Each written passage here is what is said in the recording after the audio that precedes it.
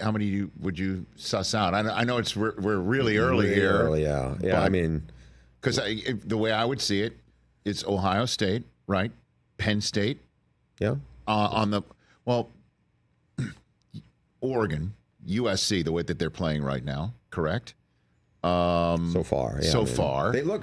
These are the ones that you could choose from the mix. I don't know what my alma mater is going to look like. They're going to have to play a heck of a lot better than we've seen over the first 2 weeks on both sides of the ball. Sure, on both sides of the ball. Trust me. I mean, right now their best player right now consistently is the place kicker, who's phenomenal. And that's not what you want to be able to say. Can you be happy with having just won a national title? Yes. Let's say that. Yes. Okay.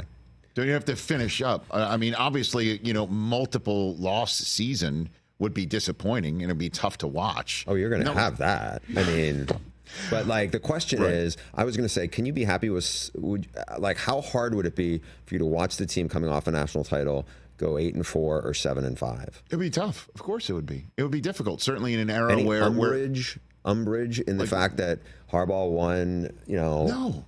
Come on, man. I'm dining off of 2023 for a while. Somebody else's. For 2023, I will be dining off for a good long while, Matt.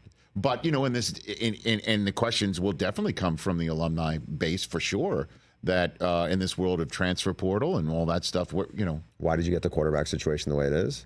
I think some of the timing was really awkward for them because it dragged on. Then you had the situation with Jim, with the NFL. Yeah.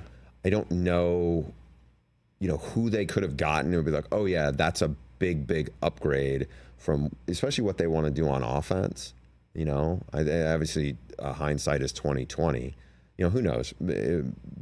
It's early. Maybe one of those guys, like Davis, throws it pretty well. It's just like, again, I think the issues are more than just quarterback there. I just think the receivers right now are really, really underwhelming. The guy I wonder about, like Donovan Edwards looked amazing against Ohio State 2 years ago in Columbus, and obviously had 2 long touchdown runs in the title game.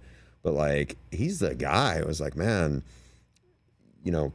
give them a spark, give them something, and they just don't. Well, but the line also went from almost 250 combined career games under their belts to barely 50. I mean, and again, it's just week 2. We can see one Big Ten team I would like to talk about is Nebraska. Yeah, that kid Raiola looks like a real deal, and he doesn't look like a kid in person either. He's baby Mahomes, right? Like he looks like him. He kind of walks like him. You know what I mean? He's probably physically about the same size. He's 6'3", 230. I mean, he has the same, similar hairstyle. When he wears sunglasses, he really looks like right. him. I know, and I don't think he's shying away from that either. And Bobby Stroop, who is like the trainer who worked with Pat when Pat was much younger, and does some really advanced things in terms of like body mechanics wise, and I think it helped Patrick do some of the unconventional stuff that he's so remarkable at.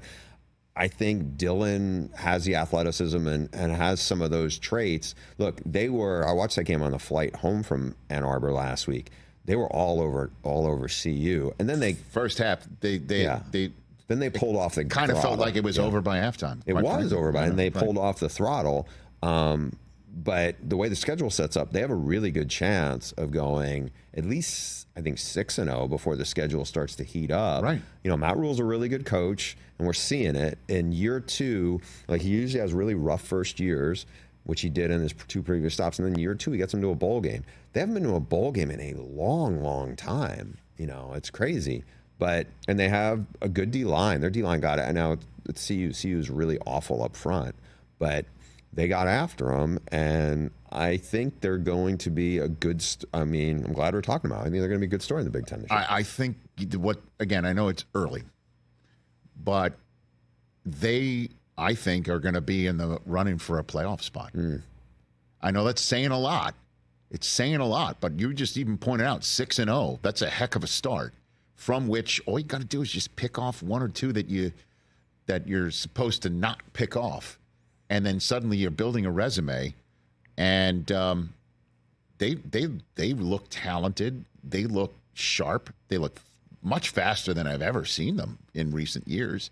And they got a kid like this right now. Yeah, huge recruit for them. With the speed part, I think Rhule did that at Baylor really well. Right. He identified, like, I would have guys on my freaks list that were guys that, I'm not saying none of them were big recruits, but they were like guys with big track backgrounds who he kind of invested in time. They developed them. He does a really good job. I mean, I think for people who are maybe watching this and thinking, oh yeah, it did not work in the NFL, that doesn't mean he's not a really good college coach. I thought what he did at Baylor was truly remarkable, because he took over a situation that was toxic in Waco. Oh my goodness. And he did almost everything I thought he did was right, and it was not easy to do it all right. Like, he followed Jim Grobe, had the job in the interim between Briles, and Jim Grobe is a really decent man, really well regarded, and I think there was a lot of awkward moments that he had to kind of wade through, and sometimes they got messy.